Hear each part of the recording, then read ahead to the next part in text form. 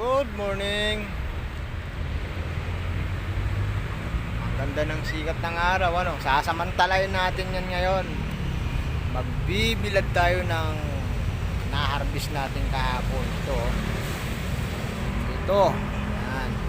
Gabi. So, ilang piraso lang naman 'to. Gawa nga ng nagkandaman tayo nung talagang kasagsagan ng tag-init. Bibilad natin to para matuyo, para kinabukasan pwede na to, meron na tayong laing. Sasabit lang natin to dito sa talagang matutuyo siya. Ito pakinabang din yung sanga ng atis yan.